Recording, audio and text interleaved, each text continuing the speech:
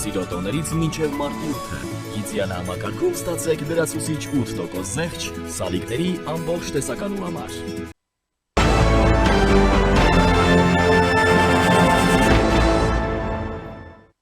Ադրբեջանը չի մասնակցի Հայաստանում կայանալիք Եվրոպական քաղաքական համայնքի գագաթնաժողովին, այդ մասին հայտնել է Ադրբեջանի արտաքին գործերի նախարար Ջեյհուն Բայրամովը, նշելով, թե Իլհամ Ալիևի մայիսի խիտ եւ հագեցած օրակարգում նման այց նախատեսված չէ։ Հիշեցնենք, որ Երևանը Ադրբեջանի եւ Թուրքիայի նախագահներին բանավոր հրավեր էր ուղարկել մասնակցելու հաջորդ տարի Երևանում կայանալիք Եվրոպական քաղաքական համայնքի գագաթնաժողովին դեռ նախորդ տարի։ Այս մասին հայտարարել էր արտաքին գործերի նախարար Արարատ Միրզոյանը, նշելով, որ փաստաթղթային հրավերներ դեռևս չեն ուղարկվել։ Ինչ որոշում կկայացնի Էրդողանը դեռ պարզ չէ, միևնույն ժամանակ հարևան երկրում չեն դադարում Հայաստանի նկատմամբ քողարկված տարածքային պահանջները։ Արևմտյան Ադրբեջանից փախստականները կվերադառնան իրենց պատմական հողերը, դա նրանց անօտարելի իրավունքն է, հայտարարել է այսպես կոչված Արևմտյան Ադրբեջանի համայնքի նախագահ Ազիզ Ալեքբերլին։ Ադրբեջանցի գործիչն իր մտադրությունները ներկայացրել է պատմական իրավունքի տեսքով։ Ղարաբաղում վերականգնվում են հայերի կողմից ավերված գյուղերը եւ մեր տեղահանվածները 30 տարվա բաժանումից հետո վերադառնում են իրենց հայրենի հողերը։ Արևմտյան Ադրբեջանում են մեր տներն ու հողերը եւ փախստականները նույնպես կվերադառնան իրենց բնիկ տարածքներ։ Մենք դրանում վստահ ենք, հայտարարել է Ալքեբերլին։ Իդեպ ադրբեջանական լրատվամիջոցները հաղորդում են, որ Իրանը անօթաչուների համար ծանուցում է հրապարակել Ադրբեջանի հետ սահմանի երկայնքով օդային տարածքը փակելու մասին։ Ըստ հաղորդագրության, սա վերաբերում է Կասպից ծովում Ադրբեջանի հետ սահմանակից ողջ ջրային գոտուն։ Վերջին ժամերին նկատվում է Իրանի բանակի անօթաչու թռչող սարքերի թռիչքների ակտիվացում։ Փորձագետների կարծիքով սա հուշում է այդ տարածքում ռազմական զորավարժությունների անցկացման մասին։ Զորավարժությունները տեղի են ունենում տարածաշրջանում Միացյալ Նահանգների ռազմական ներկայության ավելացման ու Իրանի դեմ հնարավոր գործողությունների սպառնալիքների ֆոնին։ Եվ այս պահին առաջինի տաղավարում զրուցելու եմ Արցախի Հանրապետության արտաքին գործերի նախկին նախարար Արման Մելիքյանի հետ։ Պարոն Մելիքյան, բարև ձեզ, շնորհակալ եմ հրավերն ընդունելու համար։ Նախ անդրադառնանք Ադրբեջանի մերժմանը, այսօր արդեն պարզ դարձավ, որ Ադրբեջանի նախագահը չի մասնակցի մայիսին Եվրոպական համայնքի գագաթնաժողովին, մայիսի 4-ին Հայաստանում անցկացվելիք։ Սա ինչպես է գնահատում, ենթադրվում է, որ Ալիևը ըստ էության, քանի դեռ խաղաղության պայմանագիրը ամբողջությամբ չի փաստաթղթավորվել, հազիվ թե գա, եւ այս դեպքում ինչպիսի պատասխան կստանա Հայաստանը Թուրքիայի կողմից, համեցեք։ Նախ փաստ չէ, որ անգամ եթե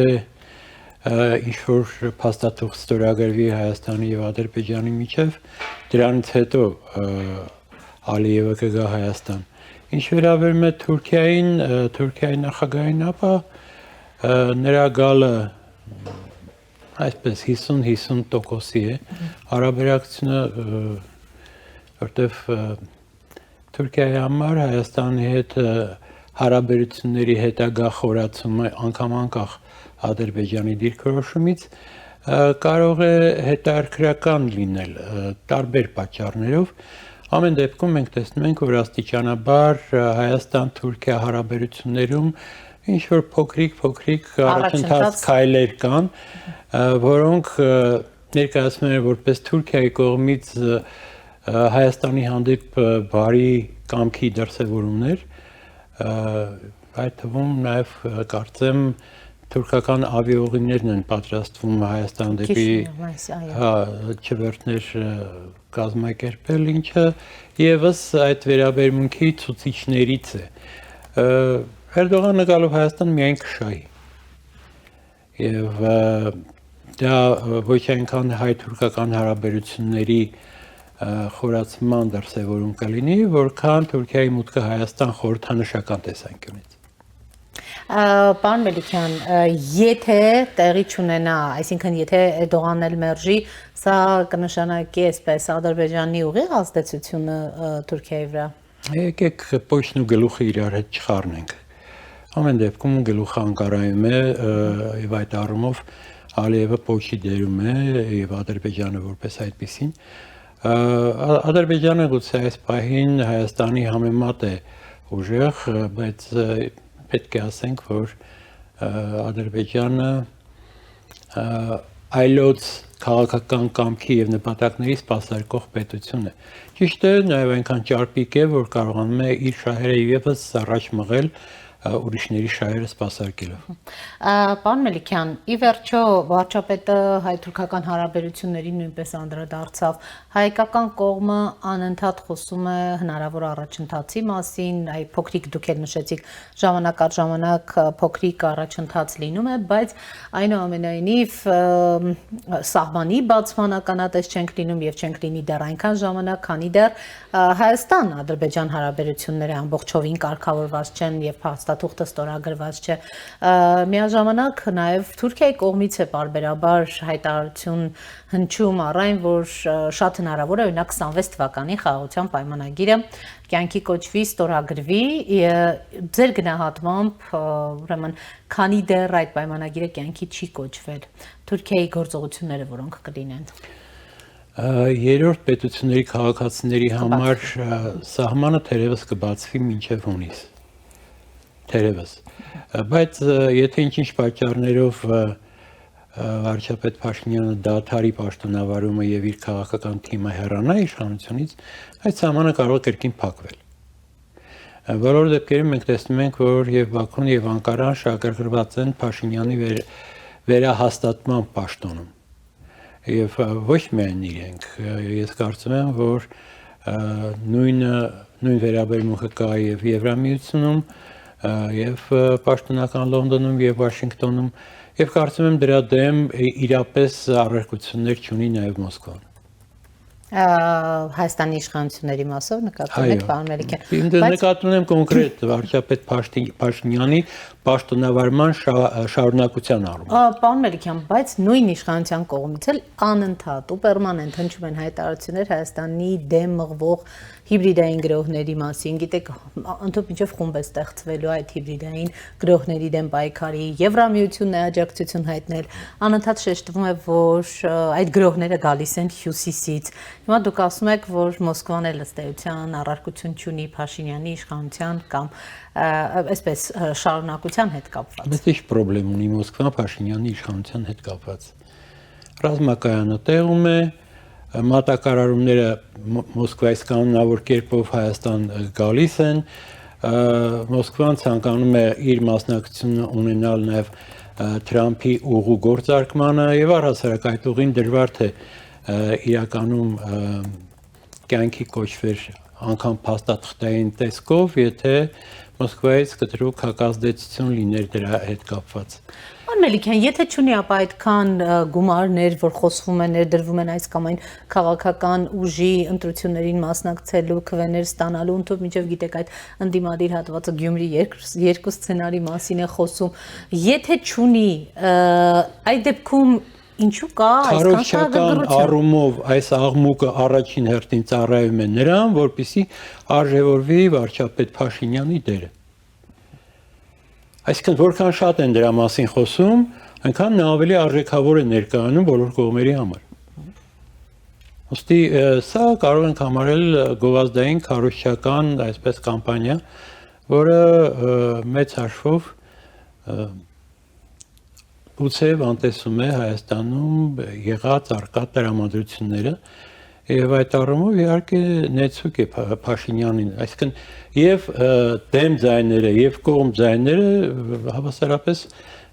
կարծես թե աջակցում են նրա ձեռքին իշխանության պահպանմանը։ Պարոն Մելիքյան, ըստ էության, եթե ձեր խոսքից ստացվում է, որ Փաշինյանը այս ընտրությունների ունի եւ Ռուսաստանի, եւ Թուրքիայի, եւ ուրեմն Ադրբեջանի աջակցություն։ Եվ Միացյալ Նահանգների, որտեղ Վենստերի խոսքում եւ Եվրամիության, որը պայքարելու է ընդդեմ հիբրիդային ներխուժումների։ Այո, ըստ էության այդպես է։ Հայաստանի հետ կապված կարծում եմ, որ գոյություն ունի որոշակի կոնսենսուս, գուցե այդ կոնսենսուսի մասնակիցների դերթապատճառները տարբեր են, ոմանք չեն ուզում դիրքեր կորցնեն, ոմանք ուզում են դիրքեր ձեռք բերեն այս միջոցով, բայց ըստ էության Փաշինյանը բոլորին այդ հնարավորությունները ընձեռում է։ Տեսեք, ես անդրադարձա նաև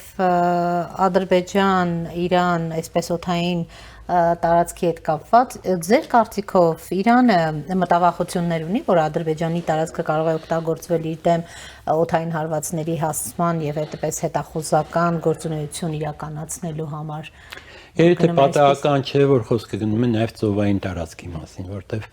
որքան հասկանում եմ վերջերս Միացյալ Նահանգները նաև ծովում ադրբեջանական ներուժը ավելացնելուն ուղղված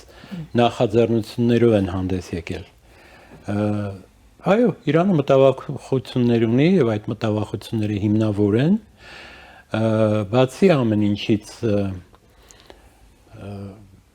ես կարծում եմ, որ Իրանի հետ կապված գործողությունները կհանգուցալուծվեն մարտ ամսին, մարտի ընթացքում եւ հավանաբար կարծում եմ, որ կզուգորդվեն Միացյալ Նահանգների Իսրայելի ռազմական հարվածներն Իրանին, այնտեղ զանգվածային բողոքի երկրորդ ալիքի բարձրացմանը զուգահեռ։ Պարոն Մելիքյան, այսօր գիտեք շարունակվելու են այդ բանակցությունները, հետաքրքիր է օրինակ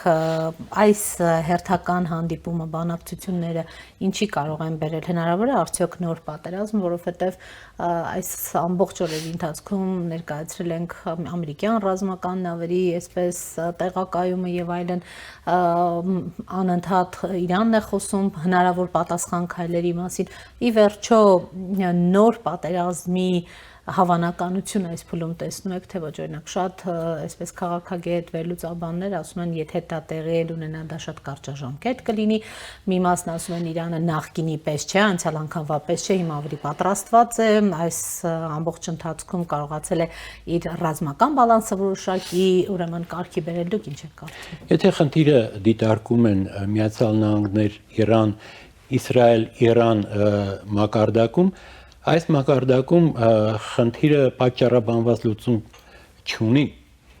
Իրականում Իրանի խնդիրը շատ ավելի ընդգրկուն աշխարհաքաղաքական դերակատարում ու նշանակություն ունի։ Եվ այդ է պատճառը, որ այն խաղաղ հանգուցալուծման մենակ մի տարբերակ ունի։ Եթե տեղի իշխանությունը օրերական հեռանա եւ իշխանության ձևավորման, նոր իշխանության ձևավորման իրավունքը թողնի Միացյալ Նահանգներին, Իսրայելին եւ դաշնակիցներին։ Խաղաղ ելքի միակ տարբերակը սա է։ Եթե չեն հեռանում իշխանությունից, Իրանի ներկայիս առաջնորդները, կգնա ուրեմն երկրորդ տարբերակով ուժային լուծումը, որում ուժային լուծումը կզուգորդվի ռազմական հարվածներով Միացյալ Նահանգների եւ ներքին ընդդիմության ակտիվ եւ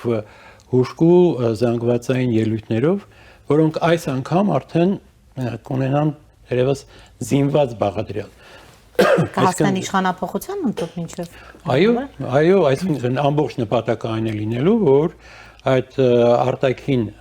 աշխարհից եկող հարվածները զուգորդվեն ներսում ընդվզմամբ եւ այդ ընդվզումը արդեն կարող է ստանալ քաղաքացիական պատերազմի տեսք։ Ընդ որում շատ կարեւոր է տարբերակել բողոքի առաջին ալիքը երկրորդից։ Առաջին ալիքը տեղի Իրանի բոլոր ազգությունների, հայրենասերների, աշխարհի կյանք ցանկացող մարդկանց ընդվզում էր, որը իշխանությունների կողմից դաժանաբար ճնշվեց բազմաթիվ զոհերով։ Երկրորդ ալիքը, երբ որ բարձրանա, այդ ալիքին սնող ուժը կլինի իշխանության հանդեպ ատելությունն ու վրեժի ցանկությունը։ Մի կողմից սոցիալական այս ծանր վիճակը Սոցիալական ծանր վիճակը պահպանվել է եւ հիմքեր առաջին ընդվզման համար եւ կպահպանվի որպես այդպեսին երկրորդ ընդվզման համար, բայց դրանք ավելանա նաեւ ատելության եւ վրեժխնդրության ուժին ուժով պատասխանելու նպատակադրումը եւ այդ ուժին ուժով պատասխանելու համար կարծում եմ, որ կլինի նաեւ զենքի ներհոսք դրսից դեպի ընդվզող զանգվածներ։ Պարոն Մելիքյան, շատերի գնահատմամբ, եթե այդ հարվածը այնուամենայնիվ տեղի ունենա, կփոխի ողջ տարածաշրջանը, շատ հնարավոր է նոր զարգացումներ եւ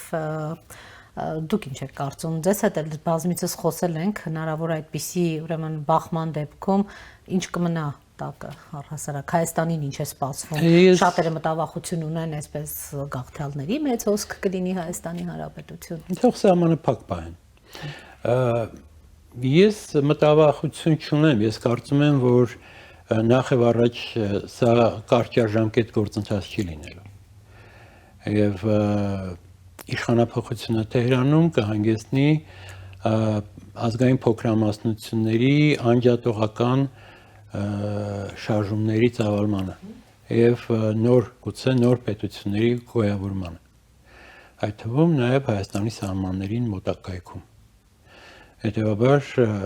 Հայաստանը պետք է դրան էլ պատրաստ լինի։ Եվ այսինքն Իրանում տեղի ունեցողը ունի եւ ռազմական, եւ քաղաքական չափում, նաև եթե փախստականների հոսք սկսվի, իսկ այդպեսին կարծես թե առնվազն Թուրքիայում նախատեսում են, տեսնում են, որ նման հնարավորություն կա եւ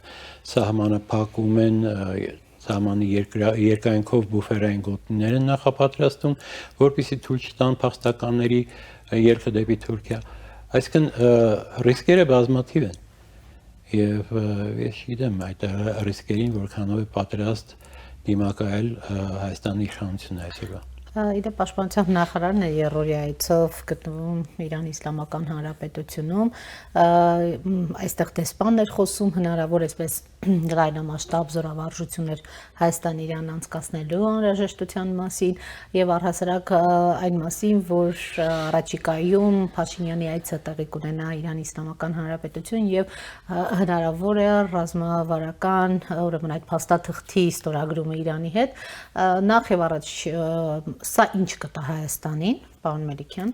որովհետև Հայաստանը ռազմավարական կարծեք թե փաստաթղթերի պակաս չունի վերջին շրջանում, որ երկրի հետ ասեք, մենք այդպիսի փաստաթղթեր ենք ստորագրում, սա ինչ է տալիս, ինչ է փոխում եւ Իրանի հետ այդ ռազմավարական, այսպես ասած, համագործակցության փաստաթղթը ինչ կփոխի, կտա։ Գլոբալ մակարդակով տեղի ունեցող գործընթացների կողքին սա չնչին երևույթ է։ Այսինքն սա այդ գործընթացների վրա ազդելու ներուժ չպարունակող մի բան է եւ մեծ հաշվով այսօր պարտավորեցնող էլ չի ոչ Հայաստանին, ոչ Իրանին։ Եթե հաշվի առնենք, որ հանգուցալուծումը Իրանում բավական մոտ է, ապա գուցե կողմերը չհասցնեն էլ այդ հռչակված նպատակների ուղղությամբ առարկայական քայլեր նախաձեռնել։ Այսինքն Իրանում զարգացումները այնքան արագ տեղի ունենան։ Գուցե տեղի ունենան հենց մարտի ընթացքում Իրանի համար տոն հանդիսացող Նովրուզի նախօրեին կամ դրա ընթացքում, որտեվ նախօրեին այդ գործողությունները ձեռնարկելը մի բան է, ընթացքում մեկ ուրիշ, այսինքն եթե մինչև Նովրուզն են սկսում, ապա սկսում են մինչև Նովրուզը Նովրուզից առաջ էլ հենց ավարտելու նպատակադրմամբ խորհրդանշային, որպեսզի Նովրուզը տոնվի Իրանում արդեն ռեժիմից ազատ վիճակում։ Սա ռեժիմի խորհրդանշական քայլ կարող է լինել։ Մյուս կողմից Նովրուզի տոնակատարությունների ընթացքում պետության կողմից ընդվզող զանգվածների հանդեպ ուժի կիրառումը այնքան էլ ողջունելի չի լինի հենց նույն իշխանության համար եւ նոր հարցեր կառաջացնի, նոր բարդություններ։ Այսինքն դիմադրությունը ավելի թույլ կլինի հենց տոն օրերին իշխանության։ Պարոն Մելիքյան, գալով մեր իրականություն ու վերադառնալով այն ներքաղաքական զարգացումներին, որտեղ նշում եք ըստ էության արտաքին խաղացողների աջակցությունն ունի Նիկոլ Փաշինյանը, ինչպիսի զարգացումներ եք տեսնում Հայաստանի քաղաքացու աջակցությունը որ չափով ունի եւ վերջին երկու օրերի զարգացումները կենսաթոշակի բարձրացում, վիոլաջրի, ուրեմն այսպես հայտարարության կասեցում եւ այլն։ Ընդհանրապես այս նախընտրական շրջանը, հատկապես այս մեկը, հիշեցնում է մարտեր առանց կանոնների այդ մարզաձևի օրինաչափությունները, այսինքն ամեն մեկը խելքին մտքին ինչ գա կփորձի իրականացնել եւ դա վերաբերում է հավասարապես իշխանությանն էլ, ընդդիմությանն էլ, ամեն մեկն իր գոհն է ասում, միևնույն ժամանակ քաղաքացու կյանքը շարքային դրանից չի թեթևանում, ընդ որում զարմանալիորեն բոլոր ներգրաված կողմերը, համարյա բոլորը, որտեղ կան նաև բացառություններ, շարքային քաղաքացու համակրանքը չեն վայելում։ Հիմա գալով կենսաթոշակների խնդրին, իսկապես կա բյուջեի մասին օրենք եւ Փաշինյանի հայտարարությունն ըստ էության այդ օրենքի խախտում է հանդիսանում։ Դրա համար անդիմության կողմից բարձրացվող այն խնդիրը, որ սա քողարկված ընտրակաշարք է, միանգամայն իրավաչափ է հնչում։ Իսկապես բյուջեն ընդունելուց որոշեիք, որ սա խնդիր է, որ պետք է լուծի, բայց այստեղ մի նրբություն կա։ Քաղաքացիական պայմանագրի իշխանությունը Հայաստանում պայմանավորված է առաջնորդ Փաշինյանի առկայությամբ։ Չկա Փաշինյան, չկա ԿՊ։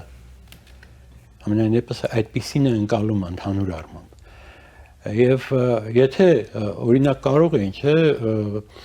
արտահերթ ազգային ժողովի նիստ հրավիրել, նիստում առաջարկել բյուջեի օրենքում փոփոխություն կատարել, սա ներառել բյուջեի մեջ, որտեղ եկամուտները Հայաստանում աճել են պետական։ Բայց չարեցին դա, ինչու՞։ Որովհետև այստեղ խնդիրն այն էր, որ ոչ թե կուսակցության դիրքերը ուժեղանան կոնկրետ գործողության միջոցով, այլ վարչապետ Փաշինյանի դիրքերը ուժեղացնելու միջոցով ուժեղացնեն ԿՊ-ի դիրքերը։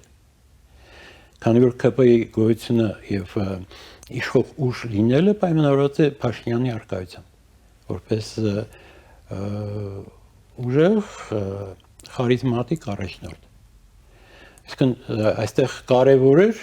ուժեղացնել Փաշինյանի դիրքերը։ Եվ ուժեղացրին, կարծում եք այս հայտարարությունները։ Օրենքի խախտմամբ։ Դե 600,000 թոշակառուների համար,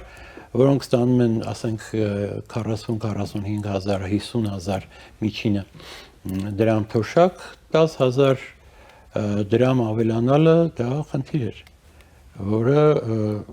քաղցր է հնչում չքավոր մարդու ականջին։ Մյուս կողմից դա ակնհայտորեն, այո, վաղը մյուս օր եթե ընտրությունների կեղծման խնդիր առաջանա եւ թվերի մեջ ինչ-որ անհամապատասխանություն լինի եւ թվա թե ԿՊ-ին տրված ձայների քանակը ինչ-որ շատ է, մարդիկ կասեն, դե մեզ թոշակառուները օրինակ ձայն են տվել 600,000 մարդ կա։ Գնահատել են Փաշինյանի արածը եւ ձայն են տվել։ Իսկն սա նաեւ ես որպես ընտրությունների մասնակցած նախկին նախագահի տեխնացու շատ բան եմ տեսել այդ առումով։ Ես չեմ պնդում, որ անպայման պետք է կեղծվեն ընտրությունները, բայց կեղծելու համար սա եւս լրացուցիչ ռեսուրս է։ Այսինքն քարոզչական տեսանկյունից։ Բայց իշխանությունը մեկ անգամ չէ, որ հպարտանում է ազատ, թափանցիկ ընտրություններ անցկացնելու իր բացառիկ շնորհով։ Իշխանությունը մի պարտավոր է նման ձև իրեն դրսևորել։ Բայց չեն կեղծվել ընտրությունները այս տարիներին, պարոն Մելիքյան։ Ով գիտի։ Չեն բողոքարկվել եւ ընտրությունների հանդեպ որևէ խնդիր չի եղել։ Տարբեր ուրեմն կերպ հաստատվել է, որ նախկին մեխանիզմը չի գործել։ Հիշում եք նախկինում։ Դրա համար կարող են կիրառվել նոր մեխանիզմներ։ Խնդիրը դա չի։ Նախկին ընտրություններն էլ չէին հռչակվում որպես կեղծված, ասենք միջազգային դիտորդների կողմից անգամ։ Եվրոպացիների կողմից, չգիտեմ, ԱՊՀ ներկայացուցիչների կողմից, պաշտոնական դիտորդները բոլոր ընտրությունները համարել են իրավաչափ։ Խոսքս նրա մասին չէ, որ անպայման պիտի կեղծվեն, բայց կեղծվելու պարագայում այս գործողությունը կեղծման նպաստող գործողություն է, որտեղ արդարացնելու է ձայների հոգուտ Փաշինյանի տված ձայների մեծականակ լինելը որպես այդպեսին։ Այսինքն դա արդարացնելու միջոց է։ Ասում են, թոշակները ավելացել են, կողմնակիցներն էլ համապատասխան 100,000-ներով ավելացել են։ Այսինքն նման քայլ անելուց առաջ իշխանությունը պետք է որ այս կարգի ռիսկերը եւս հաշվի առներ եւ ես ուղղակի հիմա այդ ռիսկերի մասին բարձրաձայնում եմ։ Այսպես կոչված այդ արևմտյան Ադրբեջանին եմ ուզում անդրադառնանք, տեսակ նրանց այդ կազմակերպության առաջնորդն էր խոսել, ես ներկայացրի ինչ էր ասել, անոտարելի իրավունքից էր խոսում, գալ այստեղ ապրելու եւ այլն,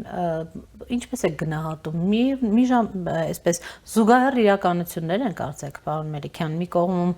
խոսում են այ ուր որ է խաղաղությունը ամբողջությամբ կհաստատվի, արդեն խաղաղություն է, կրակոցներ չկան, շուրջ 2 տարի է սահմանին, միևնույն ժամանակ խաղաղության պայմանագիրը հնարավոր է ստորագրվի հենց վաղը, Ալիևն էր Մյունխենում հայտարարում, բայց եթե փոխվի Հայաստանի սահմանադրությունը,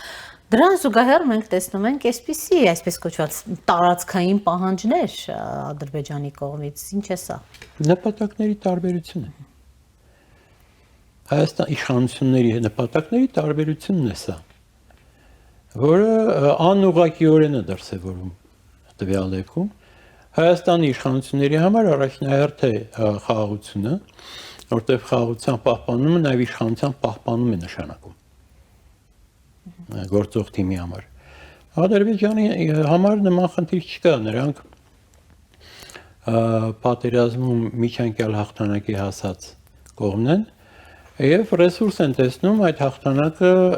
ել ավելի ընդգրկուն դարձնելու համար։ Եվ անում են այն, ինչ որ այդ նպատակին հասնելու համար